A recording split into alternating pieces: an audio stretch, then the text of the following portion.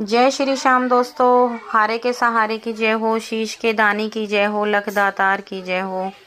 दोस्तों, उम्मीद करती हूँ श्याम बाबा के आशीर्वाद से, श्याम बाबा की कृपा से आप और आपका परिवार कुशलमय होगा और बाबा श्याम की कृपा सदैव अपने भक्तों पर ऐसे ही बनी रहे। दोस्तों, आज की कहानी बहुत ही ज़्यादा इंटरेस्टिंग होने वाली है। आज की कहानी सुनकर आपका विश्वास श्याम बाबा के प्रति बहुत ज़्यादा बढ़ जाएगा। जो लोग कहते हैं श्याम बाबा चमत्कार नहीं करते, आज वो लोग भी अपनी कान खोलकर सुनना कि श्याम बाबा कैसे कैसे चमत्कार करते हैं, और उन लोगों को भी बाबा श्याम पर पूरा भरोसा हो जाएगा। तो वीडियो शुरू करने से पहले जो लोग हमारी वीडियोस को देख रहे हैं, जो नए लोग जुड़ रहे हैं, सबसे पहले वो हमारे चैनल को सब्सक्राइब कर बेल आइकन को ज़रूर प्रेस कर दें, क्योंकि हम अपने चैनल पर श्याम बाबा से जुड़ी जानकारियाँ, श्याम बाबा के सत्य चमत्कार और बाबा श्याम के अनुभव आप सभी लोगों के साथ शेयर करते रहते हैं। और जितना हो सके ज़्यादा से ज़्यादा हमारी वीडियोस को शेयर करें, ताकि और भी लोग ज़्यादा से ज़्यादा श्याम बाबा से जुड़ सकें। और कहानी को अंत तक ज़रूर सुनना। कहानी अंत तक जब तक आप नहीं सुनोगे, आपको कुछ भी समझ नहीं आएगा। तो इसलिए कहानी को अंत तक ज़रूर सुनना। वीडियो पसंद आए तो वीडियो को लाइक कर देना, कमेंट बॉक्स में जय श्री श्याम ज़रूर लिख देना। तो चलिए दोस्तों, शुरू करते हैं। सभी भक्तों को जय श्री श्याम। आज की कहानी दिल्ली के रहने वाली दो भाइयों की है, जिनका नाम मनोज और बंटी है। बड़े भाई का नाम बंटी है और छोटे भाई का नाम मनोज है। ये दोनों दिल्ली में रहते हैं। जो बड़ा भाई है वो एक पेंटर है। ये सफ़ेदी वगैरह जो होती है ना, घरों में लोग वक्त दिवाली पे पेंट कराते हैं अपने घरों में, वो इस चीज़ का उसका काम है, वो पेंटिंग वगैरह करता है। और जो छोटा वाला भाई है वो अपना जहाँ उसको जैसा मिल जाए अपना बेचारा वैसे ही कर लेता है। अब माता पिता जो हैं वो सरकारी जॉब से रिटायर हैं। उनकी जो पेंशन आती है वो बड़ा भाई रख लेता है। बड़ा भाई जो है उसका अगर मन करता है तो वो काम करने चला जाता है, मन नहीं करता तो नहीं जाता। मतलब वो अपनी मर्जी का मालिक है अपने आप में। मतलब उसको लगता है कि भाई मैं बहुत बड़े सेठ का बेटा हूँ, मेरे को तो काम करने की ज़रूरत नहीं है। मतलब इस टाइप का इंसान है वो। मतलब उसका दिल करा कर लिया। अब ऐसा है, वो उसको सफ़ेदी का काम वगैरह आता है, लेकिन वो करना नहीं चाहता। वो क्या करता है, ठेके ले लेता है। ठेके लेके जो कुछ थोड़े बहुत पैसे बचते हैं ले लेता है, बाकी काम किसी और को दिला देता है। अब होता क्या है, जो मम्मी पापा की पेंशन आती है उसे भी वो बड़ा भाई रख लेता है। अगर घर में किसी को पैसों की ज़रूरत पड़ गई तो बड़े भाई बंटी के आगे हाथ फैलाना पड़ता है। यहाँ तक को जो मम्मी पापा के खुद के पैसे हैं, अगर उन्हें भी पैसों की ज़रूरत है, कुछ खाने के लिए लाना है या कुछ कपड़ा लत्ता लाना है, तो उसके लिए भी उन्हें अपने बड़े बहू बेटा के आगे हाथ फैलाने पड़ते हैं, भीख मांगनी पड़ती है, जब जाके पैसे मिलते हैं। अगर मान लो 100-200 रुपये भी किसी को मिल गए तो समझो बहुत बड़ी बात है। अगर किसी को 1000-500 की ज़रूरत है तो मुश्किल से मुश्किल उसको 100-200 रुपये दे के टाल दिया जाता है। वो भी उनकी बहुत ज़्यादा चापलूसी करनी पड़ती है, जब जाके वो पैसे देते हैं। अब ये जो छोटा वाला भाई है जिसका नाम मनोज है, ये बेचारा थोड़ा सा सीधा है। और सीधा भले ही है, लेकिन ये अपना क्या कुछ ना कुछ जुगाड़ काम का निकाल लेता है। ये जुगाड़ू इंसान है। अब होता क्या, जो ये बड़ा वाला भाई है, ये अपने आप में भाई बहुत ज़्यादा बनता है, पता नहीं अपने आप में क्या ही समझता है। ये क्या करता है, जहाँ इसका छोटा भाई काम करता है वहाँ के पैसे भी ये खुद रख लेता है। जहाँ इसका मन करता है वहाँ अपने छोटे भाई को काम पे लगवाता है। 2 महीने 4 महीने जितने भी महीने जब तक इसका मन करता है, जब तक उस काम वाले से इसकी बनी रहती है, अपने भाई को काम करवाता है। उसके सारे पैसे ये अपने पास रखता है, उसको कुछ भी नहीं देता। ठीक है। अब होता क्या है, 2023 में छोटे भाई मनोज की शादी हो जाती है। जब छोटे भाई मनोज की शादी होती है तो उसकी जो पत्नी है वो श्याम बाबा को बहुत ज़्यादा मानती है, श्याम बाबा पर बहुत ज़्यादा विश्वास करती है। तो वो श्याम बाबा की एक फ़ोटो अपने साथ लेकर आती है।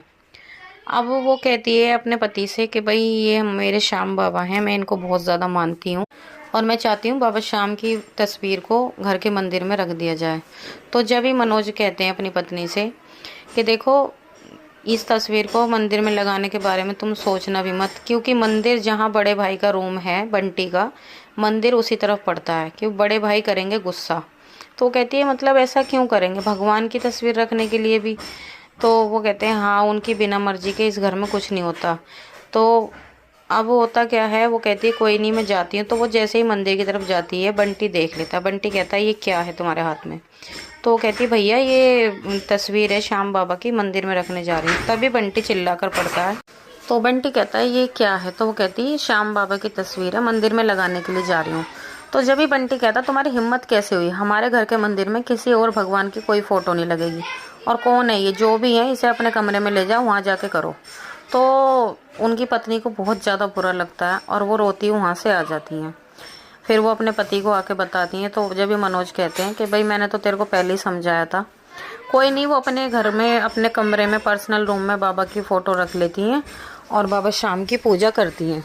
उन्हें 2-3 दिन बीत जाते हैं। वो श्याम बाबा से कहती हैं कि श्याम बाबा आखिर ऐसा क्या हो गया, क्या आपकी शक्तियाँ ख़त्म हो गई या फिर इस घर में कोई जादू टोने हैं? बाबा मैं आपसे पहले जो भी कुछ मांगती थी मेरा काम 10 से 15 मिनट में हो जाता था, और इस घर में मैं आपको मंदिर में भी विराजित नहीं कर पा रही और आप कुछ नहीं कर रहे।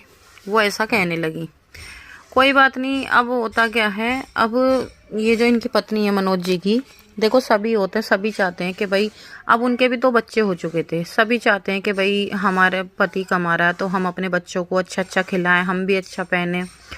तो वो अपने पति को थोड़ा उन्होंने मतलब समझाया। अब चाहे उसे भड़काना समझ लो या फिर कुछ भी समझ लो। अब मनोज क्या है, मनोज अपने भाई से कहते हैं कि भाई मेरे को अपनी एक गाड़ी लेनी है और मेरे को गाड़ी चलानी है। वो ड्राइविंग का काम भी जानते हैं। तो जब ये बंटी हंसकर कहते हैं कि अच्छा अब तू गाड़ी चलाएगा? तो वो कहते हैं हाँ मैं गाड़ी चलाऊंगा, और मेरे भी बच्चे हैं, देखो मेरे को भी कुछ चाहिए, मैं अपने बच्चों के लिए कुछ नहीं कर पाता, अपनी पत्नी के लिए नहीं कर पाता। तो जब ये बंटी कहता है कि अच्छा तेरी ज़्यादा जुबान चल रही है, तेरे को अब पैसे चाहिए, मुझे पता है ये तू नहीं बोल रहा, ये तेरी पत्नी बोल रही है। तो जब भी मनोज कहता है कि भैया तुम उसे बीच में मत लाओ, तुम ऐसे क्यों कह रहे हो?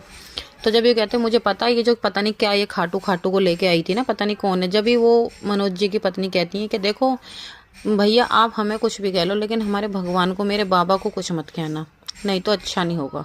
तभी बंटी की पत्नी को गुस्सा आ जाता है और इन दोनों की आपस में बहसाबासी हो जाती है। बात इतनी ज़्यादा बढ़ जाती है कि बंटी ने मनोज के मुंह पर एक थप्पड़ बहुत खिंचा के मार दिया। अब बहुत ज़्यादा बात बढ़ जाती है। तभी वो अपने कमरे में चला जाता है और बंटी मनोज की वाइफ को बहुत ज़्यादा गुस्सा आता है। तो मनोज कहता है, बाबा शाम की तस्वीर को उठा के लेके आता है और कहता तुम्हें मेरी कसम है, सॉरी, वो कहता है कि ये जिन्हें तुम मानती हो ना, ये जो भी हैं, अगर तुम इन्हें मानती हो तो प्लीज़ तुम शांत हो जाओ और मैं भैया से अपने आप सलाह मशवरा कर लूँगा। तो जब भी मनोज की वाइफ कहती है कि ठीक है अब बाबा को बीच में ले आए हो तो मैं क्या ही कह सकती हूँ। तो फिर मनोज बंटी के पास जाता है और जाकर माफ़ी मांगता है, कहता है भैया मुझे माफ़ कर दो, आगे से ऐसा नहीं होगा। तो जब भी बंटी कहता है कि चल ठीक है, अब तूने अपनी गलती मान ली तो ठीक है, और वैसे मेरी नज़र में एक पुरानी गाड़ी है, अगर तुझे वो चलानी है तो मैं बात कर लूँगा। अब होता क्या है, ये मनोज के लिए एक गाड़ी पुरानी सेकेंड हैंड खरीद लेता है और मनोज के दिए हुए पैसों से ही खरीदता है और मनोज के नाम पर खरीदता है। और वो गाड़ी मतलब सारे उसकी हर चीज़ मनोज के नाम से ही करता है कि अगर कुछ भी दिक्कत हो, कोई भी परेशानी हो, उसका जिम्मेदार सिर्फ और सिर्फ मनोज होगा। तो और मनोज को कुछ नहीं पता, मनोज बस साइन कर देता है सब चीज़ों पर। अब ये बंटी जो है शाम को इसके जो दोस्त हैं उनको ये पार्टी में अपने घर पर पार्टी के लिए बुलाता है और कहता है कि भाई देख शाम को मेरे दोस्त आएंगे और उनके लिए खाना वाना बना देना। मतलब मनोज को और मनोज की वाइफ को एक नौकर का दर्जा दे रखा है इन लोगों ने।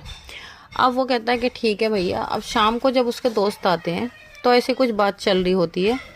तो जब ये खाटू श्याम बाबा का जिगर होता है तो ये कहते हैं कि भाई मुझे नहीं पता कौन है ये तेरा खाटू वाटू वाला। तो इनके मुंह से कुछ बात ऐसी निकल जाती है, हंसी वाली कोई बात निकल जाती है बाबा को लेकर। ये सारे हंसने लग जाते हैं। और जब भी बंटी के जो दोस्त आए हुए होते हैं वो सारे मतलब उनका चेहरा एकदम देखने लायक होता है। वो कहते हैं भाई ये हंस क्यों रहे हैं। उन्हें लगता है कि शायद ये हमारी हंसी उड़ा रहे हैं, हमारा अपमान कर रहे हैं। उन्हें काफ़ी बुरा लगता है। तो कहते हैं तुमने हमें इसीलिए घर पे बुलाया था, हमारा मजाक बनाने के लिए। तो वो कहते हैं हम तो घर पे जा रहे हैं। तभी उन्होंने कहा कि नहीं नहीं भैया देखो ऐसा कुछ नहीं है, तुमने अभी ऐसे मतलब उन्होंने कुछ ऐसी बात बोली तो उन्होंने कहा इसकी वजह से हमें हंसी आ रही थी। तो उन्होंने कहा कि अच्छा चलो ठीक है, उसकी वजह से तो कोई बात नहीं। तभी 3-4 आदमी आते हैं, अच्छे मोटे मोटे सोने की चैन पहने हुए, और वो कहते हैं जी मनोज जी हैं यहाँ पर, मनोज जी हैं। तो मतलब सारे इतने हैरान कि मनोज को इतना पूछने वाला कौन आ गया, और इतने मतलब अच्छे खासे घर से लगते हैं, मोटी मोटी सोने की चैन पहन रखी, अंगूठियाँ पहन रखी हैं, और मनोज को इतनी ज़्यादा इज्जत दे रहे हैं। कहते हैं मनोज जी कहाँ हैं? तो जब भी कहते हैं कि हाँ मैं ही हूँ मनोज जी, मनोज, तो वो उसके आगे हाथ जोड़ते हैं कि मनोज जी हम आपके आगे हाथ जोड़ रहे हैं, हमें खाटू श्याम दरबार जाना था, लेकिन जो हमारा ड्राइवर है उसकी अचानक से तबीयत ख़राब हो गई है, और उसने आपका एड्रेस दिया था। उसने कहा था कि आपको गाड़ी चलानी आती है, हमारे पास हमारी खुद की गाड़ी है, क्या आप हमें खाटू श्याम दरबार ले जा सकते हैं? तो जब भी मनोज जी ने कहा कि जी देखो भैया बताएंगे, तो जब भी उनकी पत्नी कहती हैं कि भैया क्या बताएंगे, हाँ ये चले जाएंगे, आप चिंता मत करो ये चले जाएंगे। तो वो कहते थे ठीक है आप कल सुबह आ जाना। तो उनके जाने के बाद बंटी कहता है अच्छा तेरी बीवी की इतनी हिम्मत हो गई, हमारे आगे इतना ज़्यादा बोलने लगी। तो जब भी मतलब इनका आपस में फिर से झगड़ा होता है, तो वो बंटी की जो वाइफ है वो कहती है कि तुम्हें देख लूँगी, इस तरह से वो बोल देती है।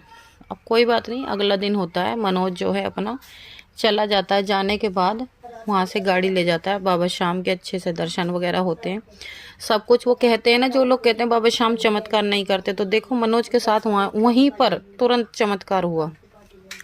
जब वो बाबा श्याम के दर्शन करके बाहर निकले, जब भी वो जो उनको लेकर गए थे, तभी वो कहने लगे मनोज जी अगर आप बुरा ना माने तो हम आपसे एक बात कहें। तो उन्होंने कहा कि हाँ जी कहिए। उन्होंने कहा कि हम एक गाड़ी लेकर आपको दे देंगे, हमारे यहाँ से हर महीने बस जाती है श्याम बाबा के दर्शनों के लिए, तो आप जो है गाड़ी लेकर सैलरी, हम आपको सैलरी दे देंगे, जो भी आप चाहते हो आप बाबा श्याम के दरबार आ सकते हो। तो देखो सबसे पहला चमत्कार ये। तो मनोज थोड़ा हैरान, और मतलब उसके अंदर एक बहुत ज़्यादा खुशी भी थी। तो वो कहने लग गया जी देखो मैं चला तो लूँगा, लेकिन मेरे पास अपनी भी एक गाड़ी है। तो वो कहने लगे उसे आप छोड़ो, कोई नहीं, वो तो आपके भाई की है, हम आपको अपनी खुद की गाड़ी खरीद के देंगे। तो मनोज ने तुरंत हाँ कर दिया। और उस दिन से आज का दिन है दोस्तों, मनोज जी कहते हैं कि आज वो इस मुकाम पे खड़े हैं कि उनकी खुद की 40 गाड़ियाँ हैं जो वो श्याम बाबा के दरबार जाती हैं, और बिल्कुल फ्री सेवा देते हैं वो। आज श्याम बाबा की इतनी कृपा है उनके ऊपर कि उनकी खुद की 40 गाड़ियाँ चलती हैं। जो एक एक रुपए से मोहताज थे, अपने भाई के आगे हाथ फैलाना पड़ता था, आज उनका भाई वहीं का वहीं है। और मनोज जी बाबा श्याम की कृपा से आज इतने मतलब ओहदे के हो गए हैं, इतने बड़े ओहदे के, कि उनकी खुद की गाड़ियाँ चल रही हैं। तो ऐसे हैं हमारे श्याम बाबा, इतने बड़े बड़े चमत्कार करते हैं। तो दोस्तों आज की ये सत्य कहानी यहीं पर समाप्त होती है। और जो लोग कहते हैं श्याम बाबा चमत्कार नहीं करते, तो उनसे हाथ जोड़ के निवेदन है कि आप श्याम बाबा पर अपना विश्वास बना के रखें, श्याम बाबा ज़रूर चमत्कार करेंगे आपकी लाइफ में भी। और मिलते हैं कल एक और नई सत्य कहानी के साथ। अगर पसंद आई हो तो लाइक कर देना, शेयर कर देना, और कमेंट बॉक्स में जय श्री श्याम ज़रूर लिख देना। तो चलिए कल मिलते हैं, जय श्री श्याम।